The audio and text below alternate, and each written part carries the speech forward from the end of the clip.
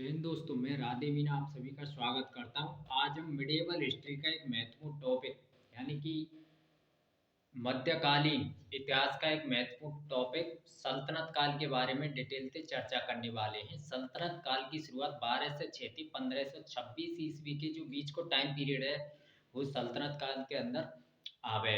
सबसे पहले सल्तनत काल की अगर बात करें तो हमें 5 वंश ने शासन करो है। पहलो दास वंश, दूसरो खिलजी वंश, तीसरो तुगलक वंश, चौथो सैयद वंश और पांचवा लोधी वंश। यहाँ के बाद में अंग्रेज वगैरह आ गए। अंग्रेज ने हम सल्तनत काल में काउंट ना करें। तो या क्रम में सबसे पहलो जो शासन करो वो दास वंश ने करो। दास वंश, गुलाम वंश, मामलूक वंश, इलवरी वंश या से हम बोल सकें। और दिल्ली सल्तनत के भी कई नाम हैं, जैसे कि दिल्ली सल्तनत, सल्तनत ए हिंद और सल्तनत ए दिल्ली। तो यहाँ में सबसे पहले जो शासन करो है गुलाम वंश के ने या दास वंश के ने वो है कुतुबुद्दीन ऐबक। यहाँ को टाइम पीरियड रहे हो, शासन काल रहे हो 12 से 6 से 1290 ईस्वी तक। अब हम डिटेल से कुतुबुद्दीन ऐबक के समझने की कोशिश करेंगे। लेवल दोस्तों यूपीएससी को अगर वनडे एग्जाम है, जैसे आपको कोई दिल्ली पुलिस है, रेलवे, बैंक है, एसएससी है, या में ते अगर कोई भी क्वेश्चन या पॉइंट में ते अगर छूट जाए तो मैं जिम्मेदारी मोते आके आप बता दियो कि साहब आपने ही पढ़ाया हो या में तो एक भी क्वेश्चन ना फंसो। थोड़ा मेरे शब्दों पे गौर करने की जरूरत है, ठीक है। आज जैसे कि सबसे पहले कुतुबुद्दीन ऐबक को जन्म तुर्किस्तान की तुर्क जनजाति में हुआ। बचपन में ही अपने माता पिता से बिछड़ जावे। माता पिता से बिछड़ने के बाद में तुर्किस्तान में गुलामी जैसे देह व्यापार हो गए। जैसे कोई भी इंसान है, कोई बेच दे, व्यापारी खरीद ले, ऐसे देह व्यापार वह समय पे आम बात ही। तो ये वहां से एक व्यापारी आए, खरीद के ले आता है और व्यापारी फखरुद्दीन अजीज कूजी नाम के व्यक्ति को यह बेच देता है। बेचने के बाद में अजीज कूजी जो फखरुद्दीन होता है वो इसकी देखभाल करता है।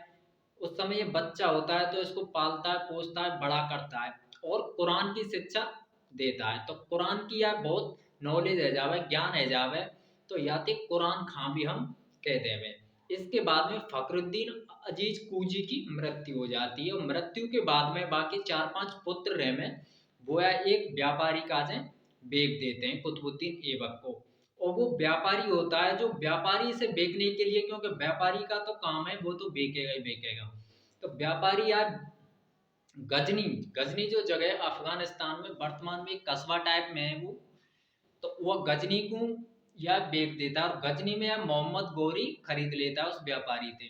अब मोहम्मद गौरी के पास में ही रहता है तो 2-4 साल इसके देखने के बाद में टैलेंटेड व्यक्ति होता है कुतुबुद्दीन ऐबक शुरू से ही, तो देखभाल करता है। तो इसको प्रभावित हो क्या कि प्रतिभा थे वो या को अस्तबलन को प्रधान बना दे। अस्तबल मतलब जहाँ पे जैसे मोहम्मद गौरी के घोड़ा वगैरह दानो खानो चारा वगैरह खाते हैं, विश्राम करते हैं।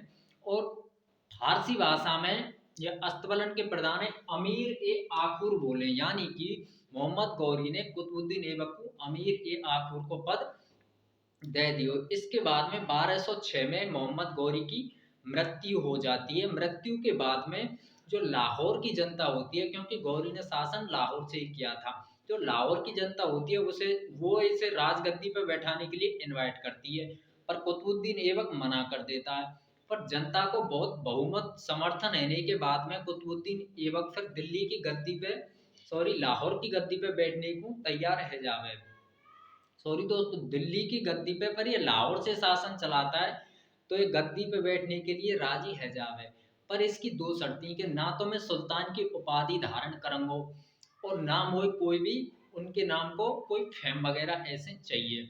तो ये मतलब मलिक और सिपह सालार, मलिक मतलब जैसे अपने मालिक की आज्ञा को पालन करने वाला ओनली, और सिपह सालार मतलब जैसे सिपाही है, में सिपाही पुलिस वगैरह ये यूं थोड़ी कह सकते हैं कि हम भारत सरकार हैं, ये मात्र बाकी कर्मचारी तो होते हैं। ऐसे सिपह सालार और मलिक की उपाधि धारण करके गद्दी पर बैठता है। इसके बाद में ना इसके बारे में एक खास बात है कि ना तो याने अपने नाम को खुतबा पढ़वाए। खुतबा मतलब जैसे परंपरा है कि खुतबा जैसे कोई भी सुल्तान बने, नए नए सुल्तान बने गद्दी पे बैठे तो वो जैसे कोई नजदीक की मस्जिद रहे वहां में शुक्रवार की रात्रि को जाके मौलवी थे या जो काजी वगैरह रहे में मुस्लिम संप्रदाय में बिनते अपने नाम को बखान करवावे, यानी कि अपनी प्रशंसा सुने कि खुद की प्रशंसा तो खुद दुनिया भी करे, पर चार आदमी खुद के बारे में क्या कह रहे हैं ऐसे अपनी प्रशंसा में जो पढ़वाया जावे शब्द मस्जिद में जाके बातें बोले खुतबा, तो यानी खुतबा भी ना पढ़वाए हो और ना ही अपने नाम के सिक्का चलाए। जैसे वर्तमान में महात्मा गांधी जी के नाम के नोट चल रहे हैं, सिक्का चल रहे हैं, ऐसे यानी अपने नाम के सिक्का भी ना चलाए। और इसके बारे में एक खास बात यह है कि ये बहुत दयालु, बहुत उदार, बहुत दानशील प्रतिभा का व्यक्ति था।